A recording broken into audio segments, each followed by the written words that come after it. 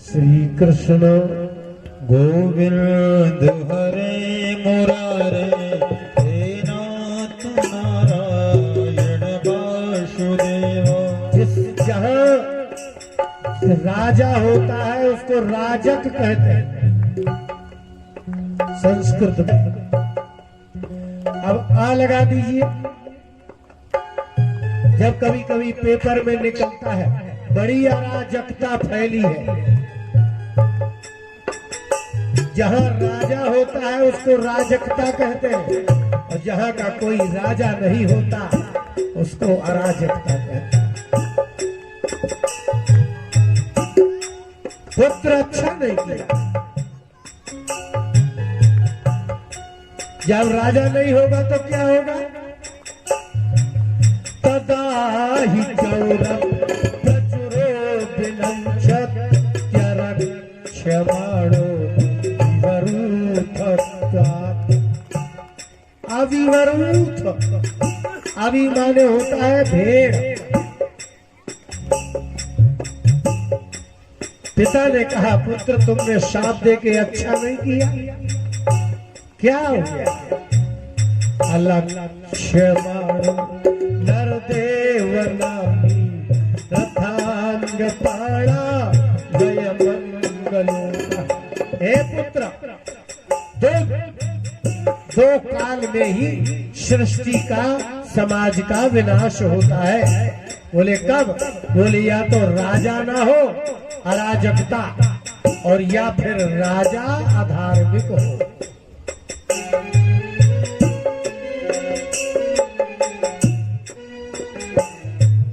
तदा ही चौरम प्रचुरा विनंक्षति। तुमने जिस राजा को शाप दिया है ना, वो पांडुनंदन है। उनका जैसे ही 7वें दिन जाना है तो सारे संसार में चौरव प्रचुरता हो जाएगी, चोर बढ़ जाएंगे। क्षमाणो अविवरूथवत्क्षणा। अवि माने भेड़। जैसे भेड़ों के झुंड को यदि कोई रक्षमाणा उसको चराने वाला नहीं हो, तो जैसे भेड़ों के समूह को कुत्ते और भेड़िए खा जाते हैं, ऐसे ही जिस राज्य में शासक दुष्ट हो, अधार्मिक हो और राजा हो ही ना, तो समझ लो जनता भेड़ है और दुष्ट वहां के कुत्ते को खा जाएगा।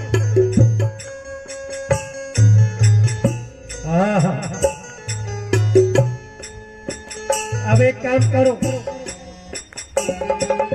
पता है क्या होगा? तुम्हारे शाप देने से कितना बड़ा दुष्परिणाम होगा। परस्परम भ्रंति सपन्ति भ्रन्यते पशु स्त्रियोर्थान पुनरत्ययो। श्री कृष्ण गोविंद हरे मुरारे हे नाथ नारायण वासुदेव। यदि शासक अच्छा नहीं हुआ तो परस्परम घ्नन्ति, एक दूसरों की हत्या करेंगे। अभी देख रहे हैं कि नहीं? ये भागवत में दुष्परिणाम लिखे हैं अधार्मिक व्यक्ति के होने से।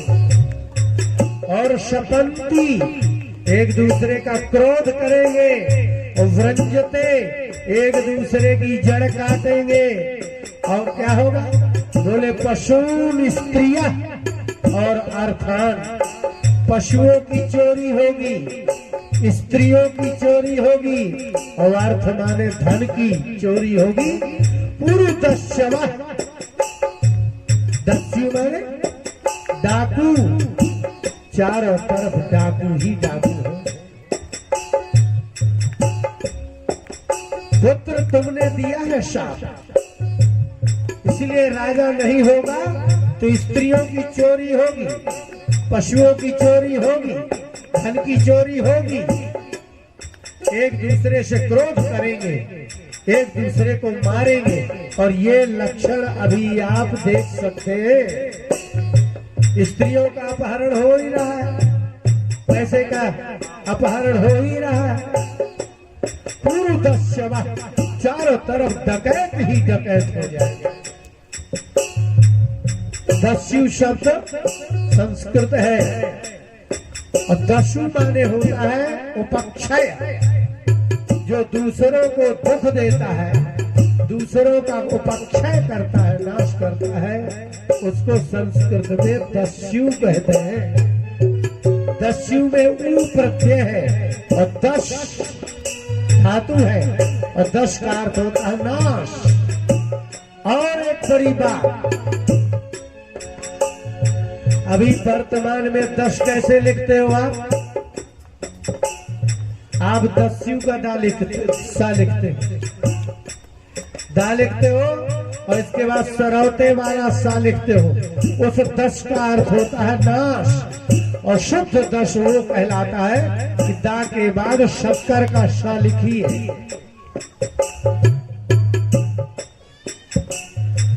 दस्यु में जो सा है वो सरौता वाला सा है, इसलिए उस दश का अर्थ होता है नाश, लेकिन वास्तव में दश लिखा जाता है तो दा लिखिए और शंकर का सा लिखिए, नहीं तो दस्यु का सा है। श्री कृष्ण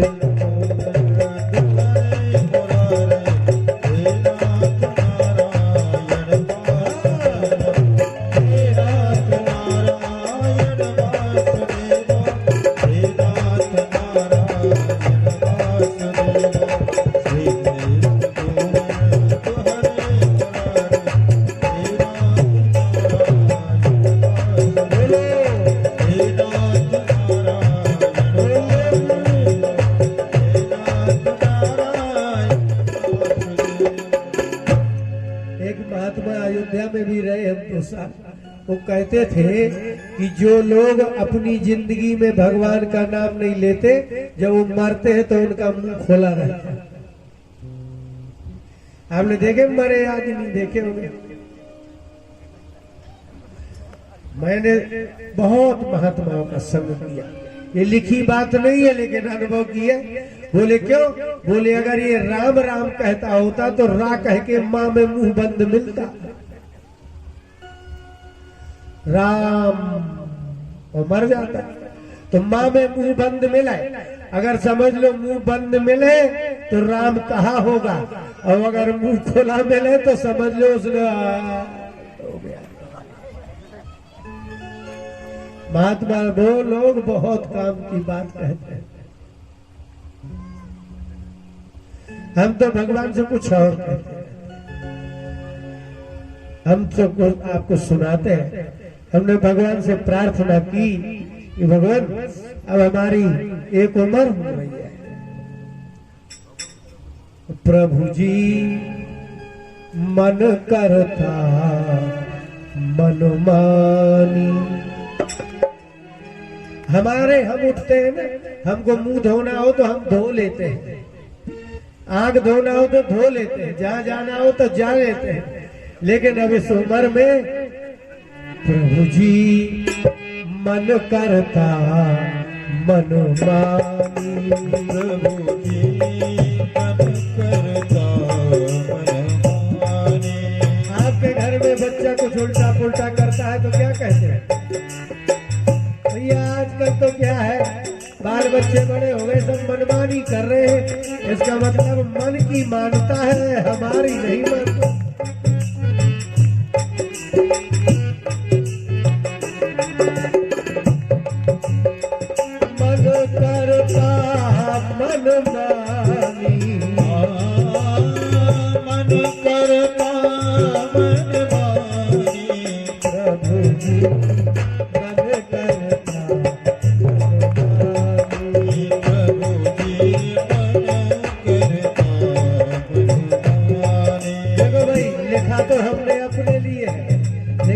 लक्षण मिला सकते हैं। डॉक्टर के यहाँ, एक डॉक्टर के यहाँ 50 आदमी जाते हैं बुखार वाले, वो सबको एक जैसा ही पूछता है, सबको दवाई लिख देता है। क्यों? बोले लक्षण एक जैसे हैं, मलेरिया ही होगा, वायरल ही चल रहा है।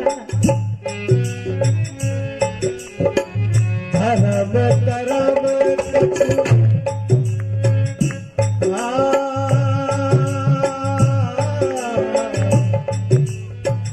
धर्म करम कछु जानत नाही। धर्म कर्म कछु जानत नाही। धर्म करम कछु हमारा मन क्या जानता है? अगर कोई आदमी धर्म नहीं जानता और अच्छा काम करना नहीं जानता तो आप अपने आप अंदाज लगा लो क्या जानता होगा। इसलिए मैं कहा करता हूँ कोई आदमी मोबाइल चलाता हो, ना वो नौकरी करता हो, ना वो पढ़ता हो, तो आप सोच लो वो मोबाइल में क्या देख रहा होगा। यदि आपका मन धर्म नहीं करता और अच्छे कर्म नहीं करता तो क्या करता होगा? जानत नाही धर्म करम कछु जानत नाही। धर्म कर्म कछु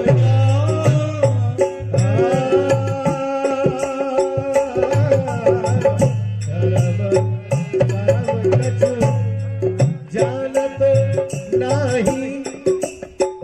तन को है अभिमानी। तन को है अभिमानी। इनसे पूछो इतना घमंड भरा है, आता कुछ नहीं।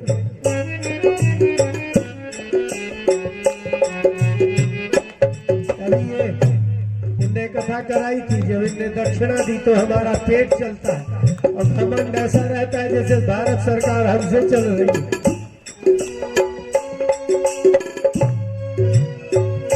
गुरुजी कहते थे ब्राह्मण के अतिरिक्त सारे संसार को घमंड हो तो हो, लेकिन ब्राह्मण को घमंड नहीं होना चाहिए। क्यों?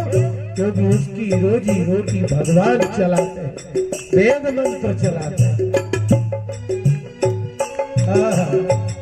जानत नाही धर्म करम कछु जानत नाही। तन को है अभिमानी। प्रभु जी मन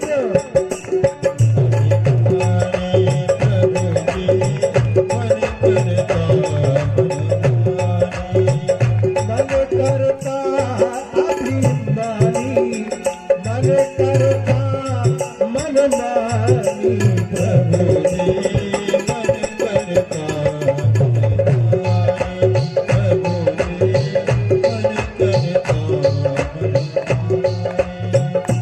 एक और इसकी गड़बड़ी है।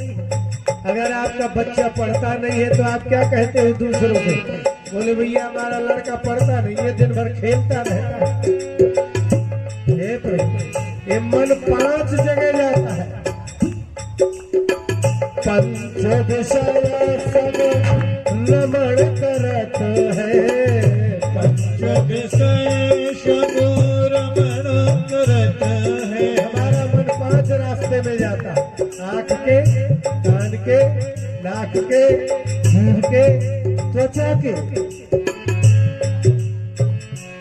पंच विषय सब रमण करत है, मोरी एक न मानी। मोरी एक न मानी। मैं इसका मालिक, मैं कहता हूँ शराब मत पी, मर जाएगा। तो जिस दिन पीता है, जब गिर जाता है, फिर घर आता है, लोग उठा के लाते हैं और पत्नी नाराज होती है, बच्चे नाराज होते हैं, तब कहता है आज ये बात नहीं की। जीभ नहीं चलती शराबी की, हाथ पैर तो छोड़ो, शराबी आदमी के जीभ नहीं चलती। जैसे हम बोल रहे हैं ना, मैं शराब नहीं पीऊंगा आज से, अगर वो पी ले तो फिर वैसे नहीं कहता, वैसे कहता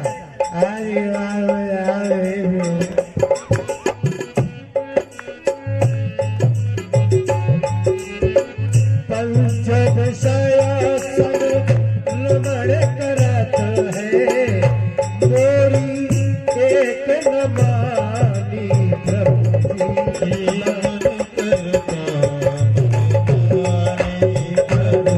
मन करता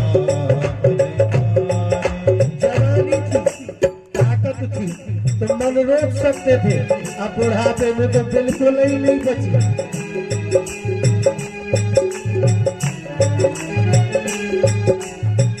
कहाँ तक रोको मैं हूँ निर्बल, बात करो तो मैं हूँ निर्बल। कहाँ तक रोको रोको रोको रोको, तो कहाँ तक रोको। हाँ बैठा है, कोई किसी की अच्छी बहू निकली, अच्छे कपड़े पहन के लड़की निकली, वो चला गया। जब बहू बेटी चली गई तो लौट के आया तो लड्डू में चला गया। अब कुछ नहीं तो घर में टीवी में नाचने नचनियों में चला गया। रोकता तो हूँ, रुकता हूँ।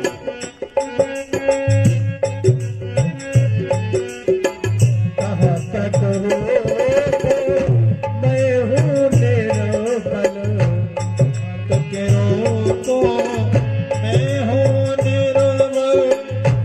नहीं मानो यह ठानी। मन ने भीष्म प्रतिज्ञा कर ली है। जब से मेरे साथ पैदा होके आया ऐसा लग रहा है मन नहीं, भीष्म पितामह आ गए। कह रहा मुझे तुम्हारी मरते तब तक नहीं मानता।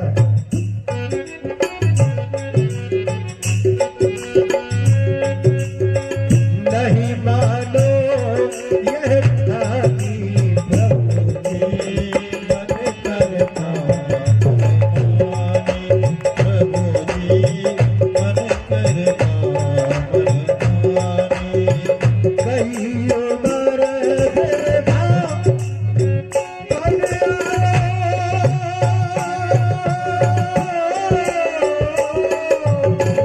गई उम्र बिरधा पर आया।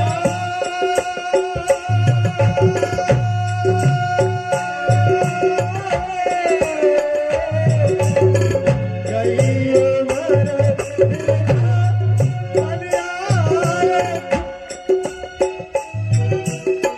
आँख में आवत पानी। गई उमर आँख में आवत पानी। गई उमर बिरहापन।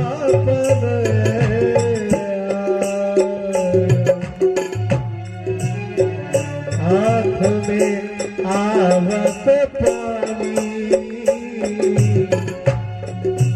प्रभु जी मन करता,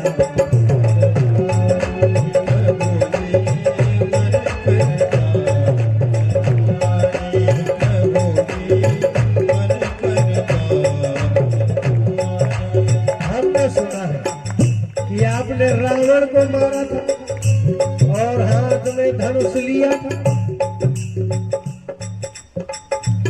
आपको भगवान एक नाम है सारंग पाणी। पाणी माने हाथ, सारंग माने धनुष। जिसके हाथ में धनुष हो उसको क्या कहते हैं? सारंग पाणी। तो मेरा मन तो भाई अब नहीं, अब बुढ़ापे में क्या करूंगा जब जवानी में नहीं रोक पाया। अब ब्रज संभारो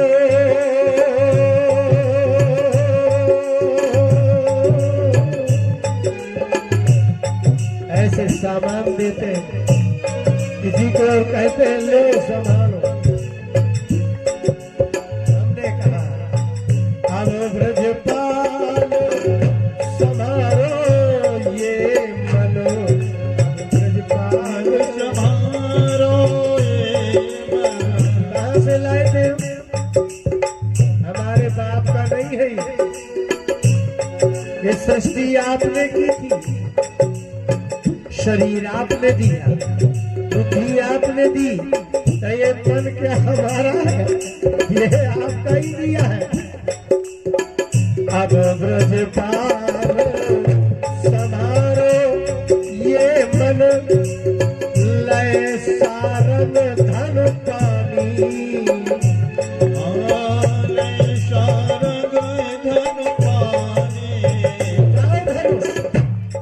कहते हैं जब जब कोई राक्षस आता है, जब जब अधर्म होता है, मैं अवतार लेता हूँ, धनुष उठाता हूँ।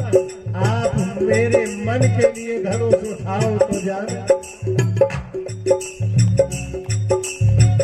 अब ब्रजपाल संभालो ये मनो, ले सारंग धन पानी, प्रभु जी मन करता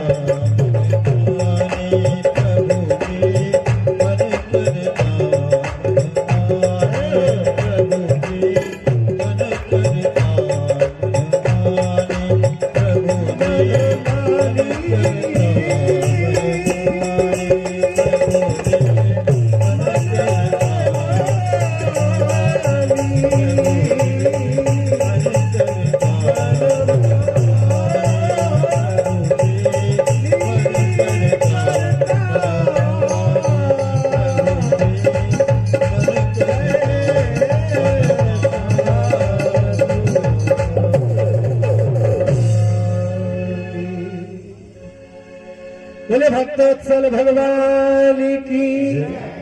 राजा परीक्षित को ये बात जाओ बताओ कि जब शासक अधर्मी हो या राज्य में कोई शासक ना हो तो चोर बढ़ जाएंगे, स्त्रियों का अपहरण होने लगेगा, पशुओं का अपहरण होगा, धन का अपहरण होगा। ब्रह्मचारियों से कहा कि जाओ महाराज परीक्षित को सूचित कर दे। सब आए। राजा तो बड़े दुखी थे। जिसने कभी पाप नहीं किया उससे पाप होगा, उसको नींद नहीं आएगी।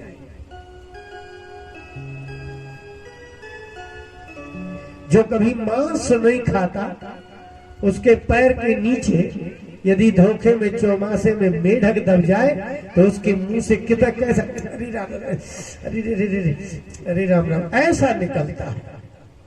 लेकिन जो रोज काटते हैं उनको पछतावा नहीं होता। इसलिए जो अपराध नहीं करते उनको पश्चाताप होता है।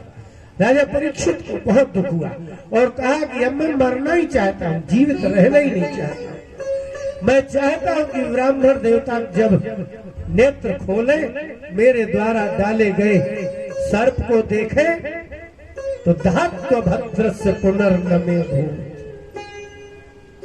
वैसा शाप दे दे कि मुझ अभद्र में आग लग जाए, मेरा राज्य नष्ट हो जाए, ताकि कि किसी की बुद्धि ब्राह्मण में, गाय में और देवताओं के प्रति ऐसी ना हो।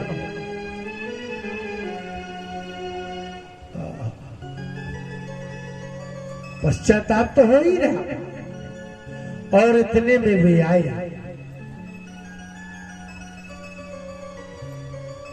और जैसे ही ब्राह्मणों को देखा परीक्षित दौड़े, प्रणाम किया, आज्ञा करें। बालक कुछ देर तक बोले नहीं। अशुभ सूचना है। क्या शुभ है? बोले आप तो आज से 7वें दिन आपकी तक्षक सर्प है, जिसकी ना कोई औषधि है ना कोई मंत्र है और वह दैवी है। ऐसे सर्प के द्वारा ही आपकी मृत्यु होगी, ऐसा शाप उन्होंने दिया है, उनके बालक ने, जिनके गले में आप सर्प डाला है। अति प्रसन्न हो गए। तो कह रहे थे कि मेरा राज्य जल जाए, राख हो जाए, भस्म हो जाए, नाश हो जाए मेरा, ताकि मेरी कभी ब्राह्मण के प्रति, देवताओं के प्रति, धर्म के प्रति ऐसी बुद्धि ना हो और लोग भी देख ले कि ये ब्राह्मण के साथ अधर्म करने का दुष्परिणाम ये होता है। ठीक है, ब्राह्मण देवता ने बड़ी कृपा की, बड़ा अनुग्रह किया कि ऐसा शाप नहीं दिया कि सारा राज्य ही भस्म हो जाता। बहुत छूट हो गई, अकेले मुझे ही शरीर छोड़ना है और मुझे ही भोगना है।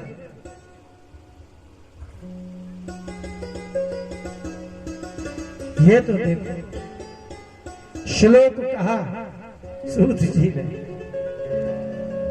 शौनकादिकृष्यो, जिस ब्राह्मण के द्वारा, एक ब्राह्मण के द्वारा छोड़े गए गर्भ में ब्रह्मास्त्र से महाराज परीक्षित को भगवान कृष्ण ने बचाया, लेकिन इस ब्राह्मण के द्वारा दिए गए शाप से उसको नहीं बचाया। क्यों? बोले इसलिए कि वो जीवन था और ये समाप्ति है। इसलिए महाराज परीक्षित ने अपने पुत्र को बुलाया, मंत्रियों को बुलाया और सबको बुला करके कहा कि हम शापित हो गए।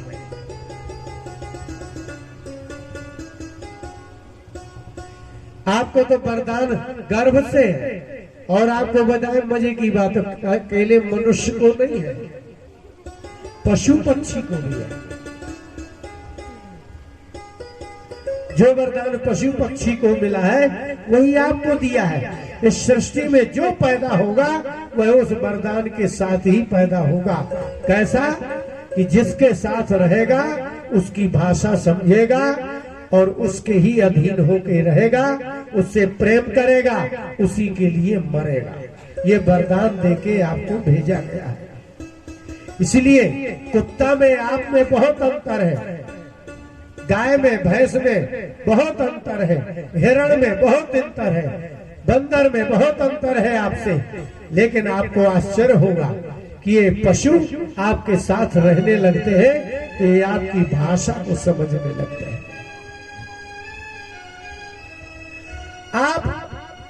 आप किसकी भाषा समझते हैं?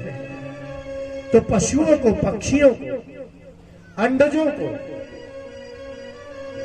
अंडज जो अंडे से पैदा होते हैं पक्षी, उनको ये वरदान जन्म से इस सृष्टि में कोई भी जीव पैदा होगा उसको ये वरदान है कि वो जिसके साथ रहेगा वो उसकी भाषा समझने लगेगा। समझ में आ रहा है ना आपको? अब आप क्या समझ रहे हैं कि गाय आपकी बात मानती है? आप इतने अच्छे हैं क्या? भैंस आपकी बात मानती है? ये भैंस का गुण नहीं है, ये पशु पक्षी का गुण नहीं है, ये सृष्टि का गुण है कि जो जिसके पास रहेगा वह उसकी भाषा समझेगा। है ना ऐसा? अभी हम लोग गए थे एक जगह, वो जैसे ही कुत्ता दौड़ा तो उसने तुरंत बोला, नहीं टोनी, बिल्कुल। टोनी शांत है ना ऐसा? गाय चराने वाला पीछे से कुछ गाली देता है गाय को, गाय बिना मारे दूर से लौट आती है। वो गाली तक समझती है कि ये क्रोध की बात है और ये प्रेम की बात है। तो ये वरदान आपको भी प्राप्त है। आप महात्मा के साथ रहो तो महात्मा जैसा बोलने लगते हो, चोरों के साथ रहो तो चोर जैसा बोलने लगते हो। है आपको वरदान ऐसा?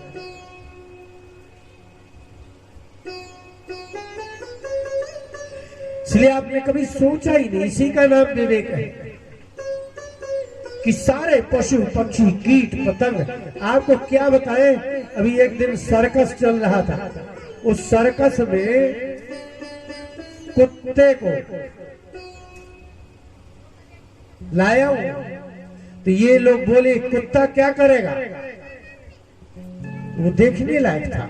यदि ये वरदान जन्म से सब जीवों को न होता तो उसने क्या किया? जो कुत्ते लाया था 5 बार चुटकी बजाई तो कुत्ता सिर्फ 5 बार ही भौंका। बताइए क्या है ये? ये मनुष्य की संगति का प्रभाव देखिए। उसने 11 बार बजाई तो गिन करके कुत्ते ने 11 बार भौंका। अभी तो मैं ये देख रहा था कि एक तोता आता है, मोबाइल चालू करता है, यूट्यूब में छूता है और जहां से पक्षी तोता दिखते हैं उसको छूता है और देखने लगता है। तो आप में और उसमें क्या है? ये वरदान है हर जीव को कि जो देखेगा, जो सुनेगा, जिसकी संगति में रहेगा वो वैसा हो जाएगा। तो पशु हो गए आपके जैसे, पक्षी हो गए आपके जैसे।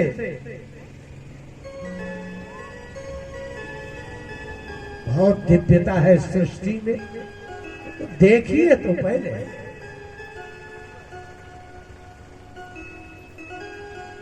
राजा परीक्षित ने जन्मेजय आदि सबको बुलाया और कहा कि बस मृत्यु निश्चित है, इसलिए अब ये लीजिए बिना मुहूर्त। क्यों? बोले समय हो तो मुहूर्त देखे, लेकिन जब मृत्यु ही घोषित हो गई तो राज्याभिषेक का क्या मुहूर्त? और बताएं, घर लाने का, सामान घर लाने का तो मुहूर्त होता है, लेकिन घर से बाहर फेंकने का कोई मुहूर्त नहीं होता है। क्या मुहूर्त है? किसी को रोटी देना है, क्या मुहूर्त है? वो भूखा है, दीजिए, समाप्त। प्यासा है, पानी दे दीजिए। इसलिए बुरा करने का तो ध्यान रखना पड़ेगा, कोई देख ना ले, किसी को पता ना चल जाए, लेकिन अच्छा तो करना है तो ये देखो कि सबके सामने कर सकते हो, 4 लोगों को बुला के कर सकते हो, अकेले नहीं। इसलिए पाप सदा अकेले होता है, इसलिए पापी को भोगना भी अकेले ही पड़ता है।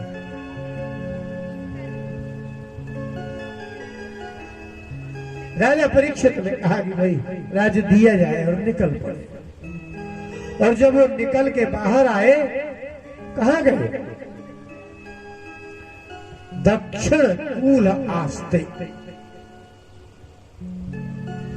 अगर घर छोड़ो तो सबसे ज्यादा परेशानी पानी की होती है,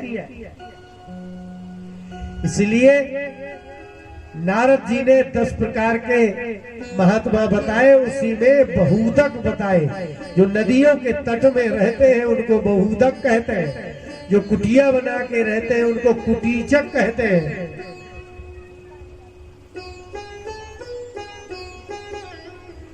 इसलिए जब शरीर छूटने का समय आए, गंगा, जमुना, सरस्वती, गोदावरी कहीं भी चले जाओ। इसलिए गंगा जी के तट पर आए और उदंग मुखा उत्तर दिशा की ओर बैठ गए। दक्षिण और उत्तर दो ही है। यदि आप इस तरफ बैठ जाओ तो दक्षिण की ओर मुंह होगा, उस तरफ बैठ जाओ तो इस तरफ होगा। पूर्व दिशा की ओर तो तब होगा जब नदी में ही बैठ जाओ, नहीं तो उत्तर दक्षिण ही रहता है। और जैसे ही वहां बैठे, ऋषियों का आगमन हुआ। आपके मरने के बाद गांव के लोग इकट्ठे होते हैं, और यदि आप 2-4 दिन बीमार रहोगे तो जल्दी जल्दी रिश्तेदार देखेंगे, और कहीं 2-4 साल बीमार हो गए तो चलो ना सही, 1 साल सही, तो लोग आते हैं, बोले कहाँ जा रहे हो? बोले यार उनका जो है उनको देखने जा रहे हैं, उनके पिताजी बीमार हो गए, हमारे बहनोई साहब फला निकाल, और गए। बोले अब मुश्किल है बचना, लेकिन वो नहीं मरे 6 महीने से, तो फिर 6 महीने तक कौन आएगा भैया आपको देखने? अपना काम छोड़े, रुपया लगाए, और वो भी गर्मी में और बरसात में और सर्दी में आए। इसलिए ज्यादा दिन जो बीमार रहते हैं उनको रिश्तेदार 8-10 दिन में निपट जाते हैं, फिर इंतजार करते हैं कि जब तक फोन नहीं आएगा तब तक नहीं जाएंगे।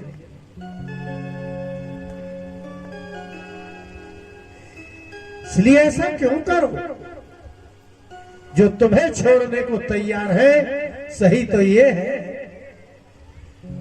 कि अंतहितो ही तजेंगे पामर तू न तजत अबही ते मन पछतई है सरवी मन पछतई है तुलसीदास जी का पद है विनय पत्र का। मैंने प्रांजल जी बैठे हैं, हमसे रोज आज वो 17 साल से पढ़ाई हो रही है, आप सोचो कितना उसने पढ़ा हो। मैंने इनको विनय पत्र का पढ़ाई, उसमें लिखा है, आपसे नहीं कह रहे, महात्मा आपको क्यों कहेंगे, आप तो अपने आदमी की बात नहीं मानते, जो रोटी देता है उसकी नहीं मानते, गुरु की नहीं मानते, माता पिता की नहीं मानते, यहाँ तक कि सरकार की भी नहीं मानते। इसलिए महात्मा लोग आपको न कह के एक शब्द लिखते हैं, मन पछतई है अवसर बीते, मन पछतई है अवसर बीते। मान जा रे मन, मान जा रे मूरख। और जिनके पीछे पीछे जा रहा है ये जीजा ये साले, अंतहीन तो ही बजेंगे पामर, अंतहीन तो ही बजेंगे पामर। संसार में जितनी गाली होती है वो सबसे अंतिम गाली है पामर। नीच के बाद जो गाली है संस्कृत में वो पामर है, और संस्कृत शब्द है अंतहीन तो ही तजेंगे पामर तू न तजत अबही ते, तू न तजत अबही ते। अबही माने जाते, अबही माने आप लोग तो यहाँ की भाषा बोलते हैं। आप अपने लड़के से कहो कि ले ये फावड़ा रख दो, बोले रख दूंगा, बोले अब ये रख, उठाओ उठा इसको। अब ही माने जैसा खड़ा है वैसा ही उठा इसको। अगर बच्चा जा रहा है और आप कह दो आया ना, तो कहे मैं आता हूँ, बोले अभी अभी का मतलब हाथ रखा और जल गया। अंतहीन तो ही तजेंगे पामर तू न तजत अबही ते, अबही मैं कहता जा रहा, अभी नहीं छोड़ा तो मन पछतई है अवसर बीते, मन पछतई है अवसर बीते। मन पछतई है, मन पछतई है, मन पछतई है। मैं लोगों से कहा करता हूँ कि एक बार पद गा के तो देखो तुलसीदास जी के, ऐसे ज्ञान भरे हैं। ऐ सवेरे सवेरे कैस्टें बजती है तुम्हारी सरकार आए हैं, चिल्लाते रहो सरकार आती है नहीं है कभी। इसलिए कभी गाओ मीरा के पद, सूरदास के पद, रोने लगोगे। अच्छा हृदय है तो, अच्छा हृदय है तो। छोड़ दिया और परीक्षित बैठ गए। उनके पुत्र जन्मेजय आदि 4 थे। उनको बड़ा दुख हुआ कि 7वें दिन देखेंगे, देखते हैं कौन नाग आता है पिताजी को काटने। लेकिन पिताजी ने कहा कि तुम तो आना ही नहीं जहां कथा हो रही है, क्योंकि तुम तो भाई राजपुत्र हो, राजा हो, तुम वहां सैनिक लगा दोगे, दुनिया की बंदूक और तो ये सब नहीं। तुम तो सिर्फ देखो कि घर त्यागने के बाद आता कौन है। आप घर नहीं त्यागा तो आपके पास रिश्तेदार आए और चले गए, फिर नहीं आएंगे।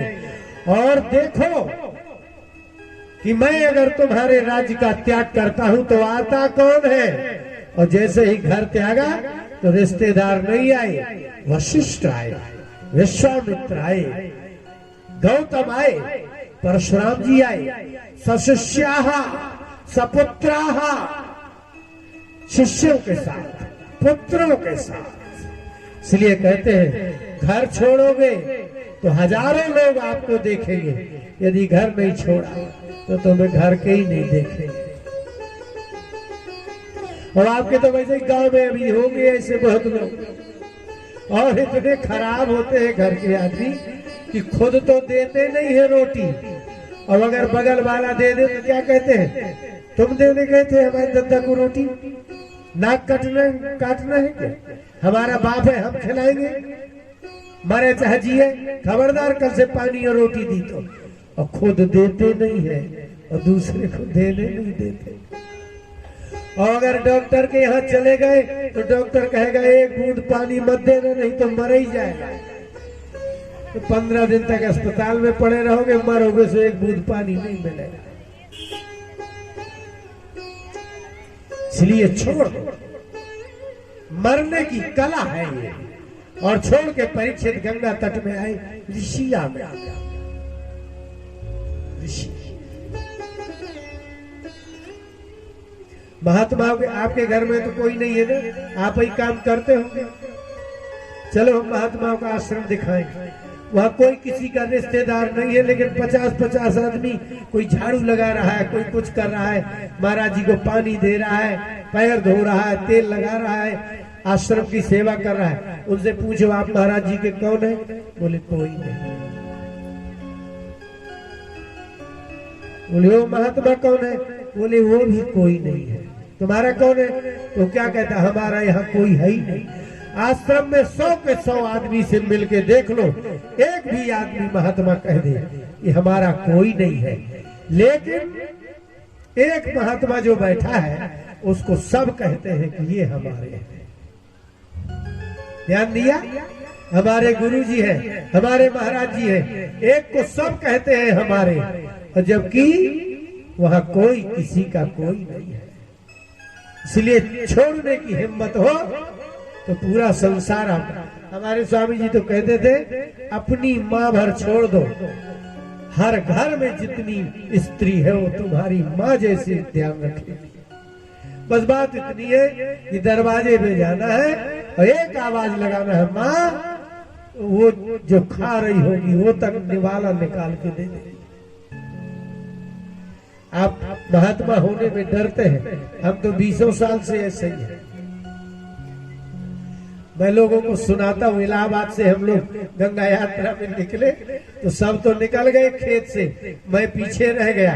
वो अम्मा परवल का खेत था, लिए डंडा और चिल्लाती चली आ रही है, तेरी नाश हो जाए, नष्ट कर देगा। मैंने दोनों घुटने टेके, हाथ जोड़े और कहा, माँ बहुत मारो, बहुत नीच है। तो डंडा फेंक दिया, कह रही है खड़े हो जा, धीरे से निकल जा। देख लिया कर। इसलिए परीक्षित में सब छोड़ा, ऋषि आ गए, और ऋषि जैसे ही पहुंचे, ऋषियों ने कहा कि राजन आप चिंता न करो, हम तब तक यहाँ बैठेंगे जब तक तुम्हारी मुक्ति नहीं हो जाएगी। और इतने में तत्राभवद भगवान व्यास पुत्रः तम दृष्ट पुत्रम सकपोल गात्रम।